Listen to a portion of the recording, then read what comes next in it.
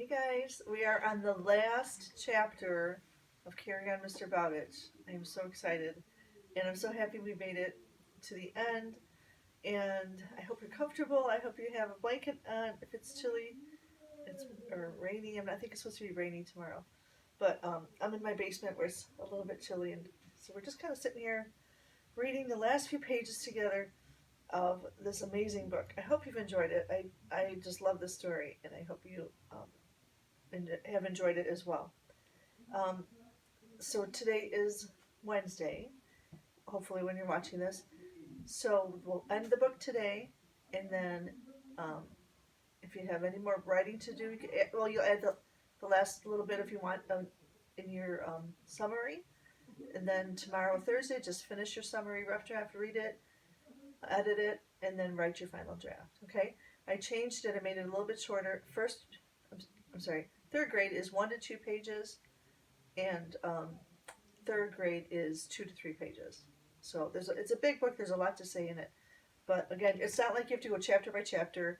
It's just like think about if you're telling the story to your mom and dad, and tell them what happened, and then um, if it's too short, then go in and fill in more details. But there's a lot to say. But don't feel like you have to write a 10-page paper. It's just 1 to 2 pages for third grade, 2 to 3 for fourth grade. Okay, and there since it is so much of a story, that would be like not skipping lines. If you skip lines, then you have to make it longer. Okay, sound good? All right, let's find out what happens at the end. So yesterday, at the end of the chapter, they were coming back home from Sumatra. They had got the pepper. Nate was very wise in the way he was dealing with the people of Sumatra, and he was careful not to let too many on the ship at one time, and was very shrewd with the getting a good price for the pepper. No one was able to take advantage of him, so he had a lot of wisdom from God. And then they got close to home, and then there was fog. So it's very hard to sail a ship through the fog. So let's find out what happens. Chapter 24 is called Man Against the Fog. Excuse me. Morning came, but no sunlight. The only way a man could know that day had come was because the fog turned pale. From amidship, a man could not see the bow. He could not even see the foremast. So if he's in the middle of the ship, he can't even see the front of it. The fog is so thick. The lookouts strained to see what lay before them, and shook their heads in despair. If anything's there, one muttered, we'll find it when we hit it. 8 bells came. The starboard watch lay below. In the forecastle, the men huddled and slewed sidelong glances at each other. When they spoke, they growled in low voices, as though the fog that shrouded the world had muffled their words. Jensen came below from his trick at the wheel.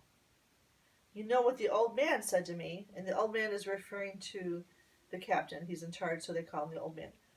The men looked up without speaking, without moving their heads. He came alongside me and stood there watching the compass. He said, you have a steady hand on the wheel, Chad. Your wake is straight as the string. Corey's voice rose and cracked. How does he know? Can't he see our wake? Or can't see our wake? Can't see anything. And remember, Corey's the Chad's grandson. He's the younger boy who was like asleep at the wheel once, or asleep when he was supposed to be watching. So he's just kind of immature, and he's not. And here we're seeing that he's a complainer too. So what does he say again? How does he know? Can't see our way, can we? Can't see anything. Jensen nodded. That's what I said to him. I said, maybe, sir, if we could see it. You know what he said to me? He said, we don't have to see it to know that, do we, Jensen? We just match the compass and know. So Nate is sailing by the book.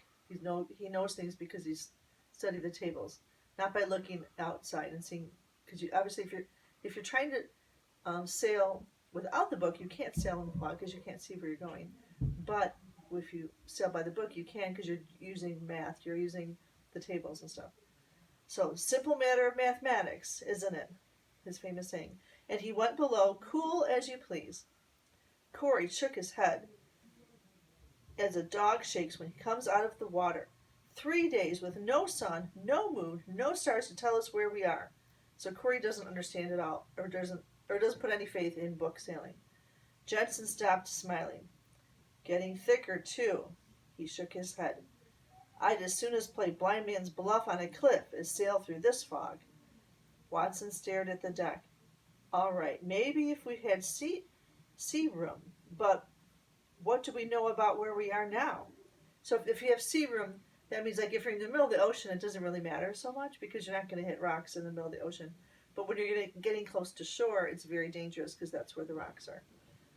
That's where most, many or probably most shipwrecks are, as they're getting close to shore, they hit the rocks. Corey slumped forward, his elbows on his knees, his hands dangling. 3 days of zigging and zagging. Makes your muscles pull just thinking about it. How many times we've hauled around on another tack. Zig and zag, zig and zag.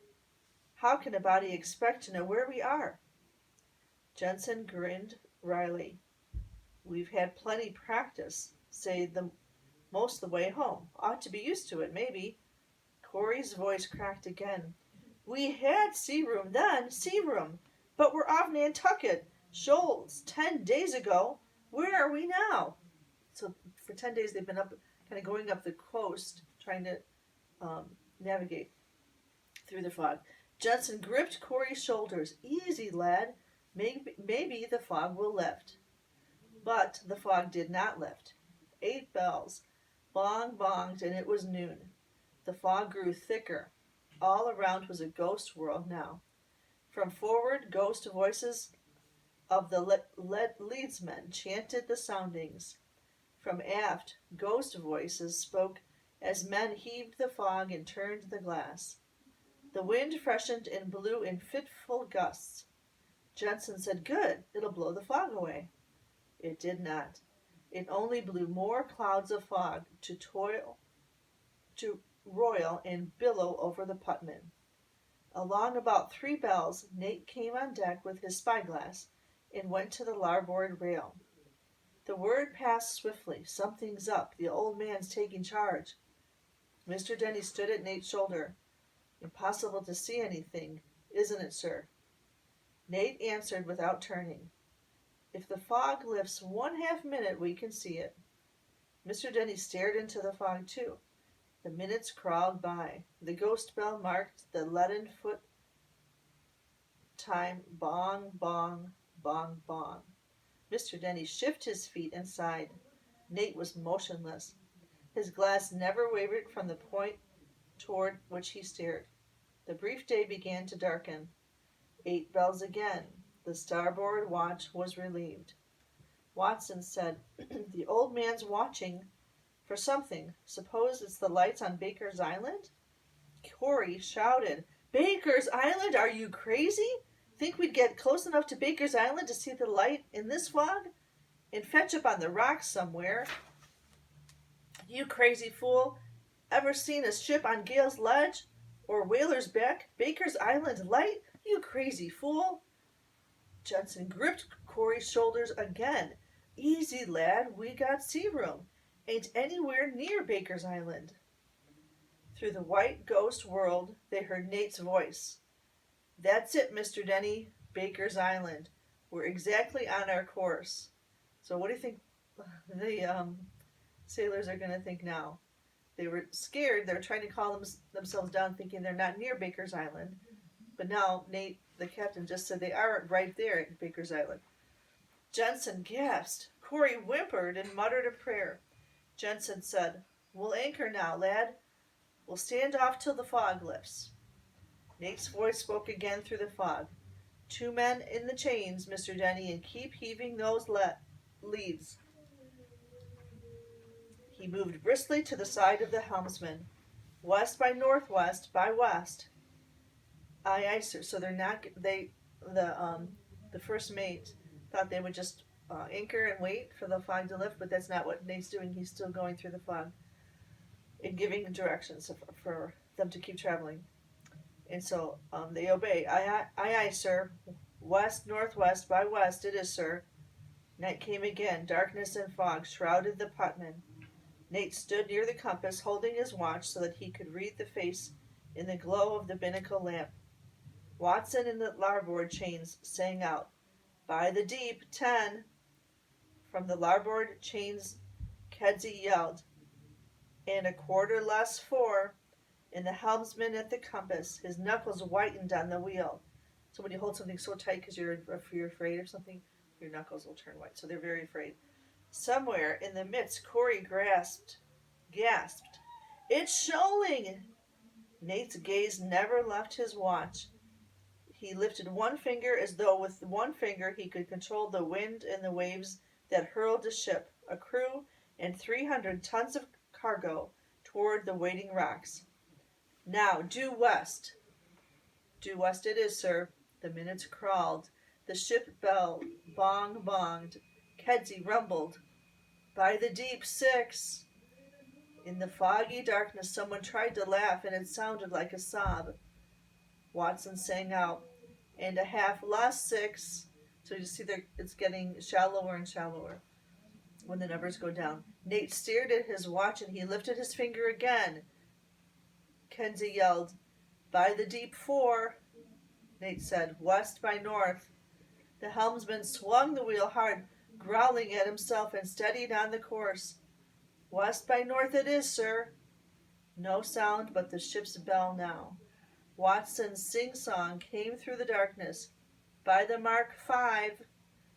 And Kedzie rumble answered, "By the mark, 5." Jensen said, "The old man goes ahead like it was noonday. He—" Watson sing-song again. "And a half less, 5." Kedzie rumbled answered, "And a half less, 5."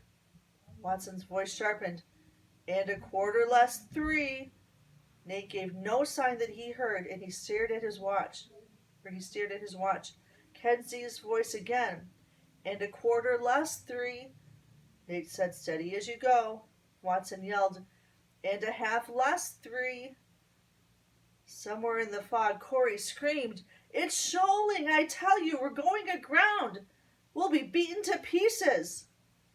Nate did not raise his eyes. He hardly lifted his voice. He said, "Mr. Sanchez, it would be a kindness if Corey could sleep." So what do you think he means by that?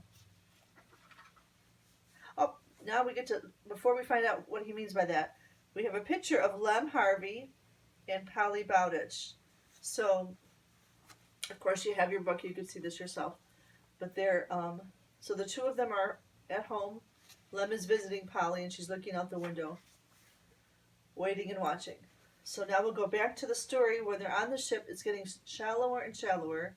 Corey is just totally freaking out. He's convinced they're going to crash. The other men are too, but they're mature enough to follow orders, where Corey's just kind of losing it.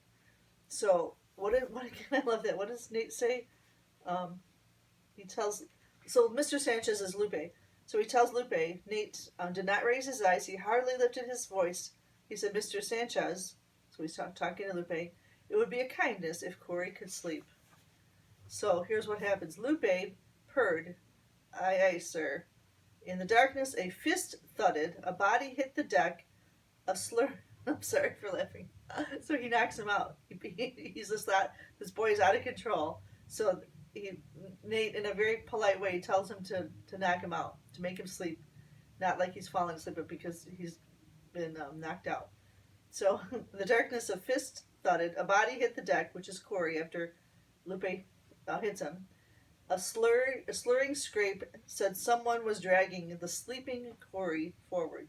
So now he's sleeping because he's been knocked out, and so Lupe is dragging him to his bed so he won't be hysterical.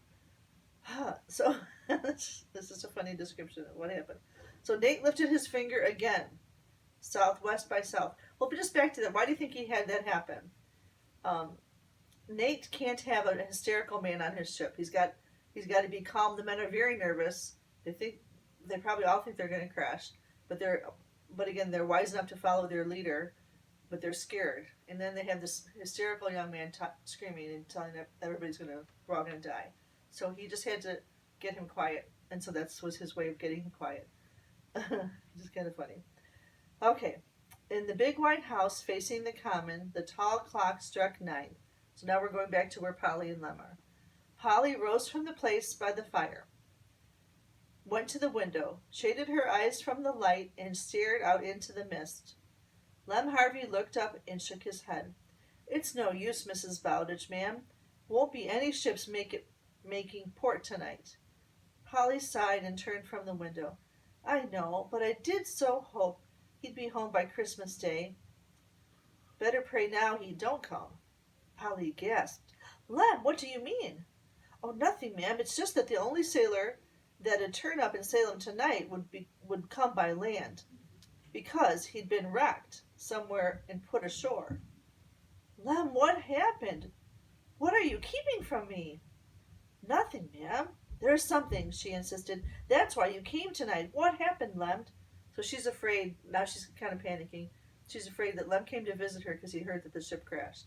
And he wants to be with her when she finds out that Nate has died. His black eyes met Polly's gaze squarely.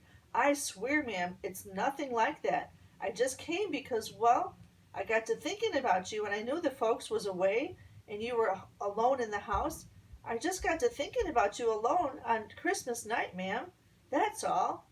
It's the only reason, I swear it. You believe me, don't you, ma'am? So he's just telling her, I don't know. He's like, in other words, he's saying, I don't know that there's a crash. I just wanted to be with you because I thought you'd be, just to keep her company on Christmas. Yes, Lem, I believe you. For a few minutes, she sat by the fire staring into the glow. Then she was at the window again, staring into the black wall of fog. Lem said, Honest, Mrs. Bowditch. Polly turned from the window. I know, you're right, Lem. Of course you're right. She started back to her chair, stopped, whirled, and stood motionless, listening. I could swear I heard Lupe call out. If you did, ma'am, it was a ghost. This time Polly clutched his arm and shook it. Lem, what is it? You've got to tell me. So again, she's just getting very much afraid that the ship has been crashed and he's not telling her. Lem stood. Nothing, ma'am. Only that the putman isn't coming in. I mean, she ain't coming tonight. You got sense enough to know that, ma'am. There are some things a master just won't do, and a master's the captain, which is Nate in this case. You say Nate wouldn't do this. And bringing his ship into Salem Harbor in a fog like this is one. I tell you. Where are you going, ma'am? So he's saying there's no way Nate would bring the ship in tonight. And then, but Polly leaves. Polly didn't answer. She hurried into the hall, flung the big door wide, and stood there staring into the fog. From the fog, Nate's voice called out, Polly, is that you? Nate! Oh, Nate, darling! He raced up the steps, and he had her in his arms. Oh, Polly, it's so good to be home. After a little, he chuckled. Good thing you opened the door, though. The fog's so thick I might have gone right past the house. Still chuckling, his arm around Polly, he closed the door and went by the fire. Why, Lem, how good to see you! At first, Lem didn't answer. He only stared, his jaw sagging, like he can't believe that he's seeing Nate Bowditch right now.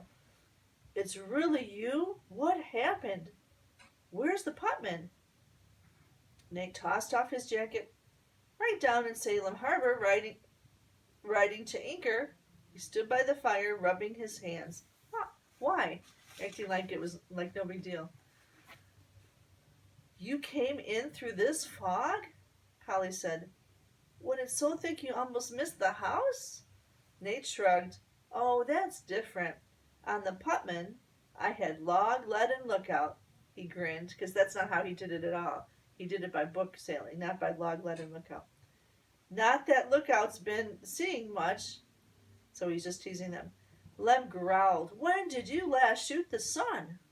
About 3 days ago. Lem gulped. 3 days? 72 hours? And since then? It's simple mathematics, Lem.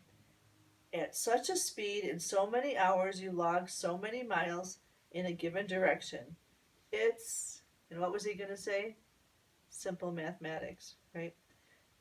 Yes, yeah, Lem growled. 72 hours through the roaring 40s, 73 hours by dead reckoning, and then you enter Salem Harbor? Why, you?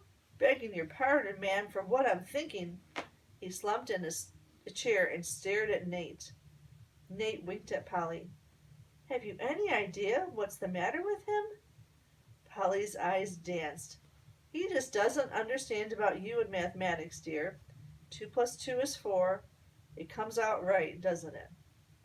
Lem shifted in his chair and growled under his breath. Hurrying footsteps thudded on the porch. A heavy fist hammered on the door. Polly went to open it. Zach Selby entered, panting, talking as he came. So remember Zach Selby, he's Lem's actually brother-in-law, and he was the one that's angry and bitter, and he wants to give bad news, and he was the one that told him really quickly, almost gleefully, that the ship that Nate had bought, the John, went aground and crashed. So here now he's at the door. I'm sorry about the bad news, ma'am. Someone said they saw him on the street. I'm sorry, he lost the Putman, ma'am. So Zach, bearer of good news, he wants to be the first one to tell Polly that the ship has been destroyed. Lem roared, Come in and stop bellowing, you fool. The Putman's riding at anchor in Salem Harbor. Zach stared at Nate. You? Coming through the fog? How'd you do it? Lem threw back his shoulders and bellowed, How do you think he did it? Book sailing. Simple matter of mathematics. He picked up his jacket and cap. I'd better explain things to folks, or you two won't get any rest tonight. Come along, Zach. The door slammed. Polly's lips quirked. Lem's going to have a wonderful time. She looked at Nate with glowing eyes. It's really you, Captain Bowditch, FFA and AM. I'm very proud of you. She blinked back sudden tears. Oh, Nate, it's been so long. Nate's arm tightened around her. Somewhere out of the past a voice whispered, a long time to sail by ash breeze. Was it awfully hard? Polly asked. Not too bad, Nate told her. Rough weather sometimes, but I'll say this for it. I was never becalmed. And that is the end. And isn't that true? He was never becalmed, because he always went forward in his life.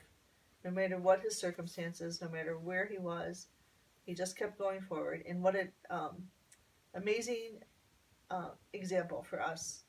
And the cool thing is we know this is a real story. This man really lived, and it's just great to be inspired by such wonderful stories of what's wonderful men who didn't let the difficulties of life stop them. So one last thing I want to show you, though, before we're done, is I have here a copy of the book that Nate Bowditch wrote. So this is what he worked on for many, many years, and it's called The American Practical Navigator. Bowditch, what year is this? This copy was 1962. So isn't that cool? So when he wrote it, I have to look up the actual date when it was first printed. Sorry, my nose is itching. But they used it for many, many years, and it became like it replaced Moore's, where he worked so hard and so diligently to remove all the mistakes, and to he took all his learning of the way his teaching, where he learned to teach all the men before the mast how to understand navigation.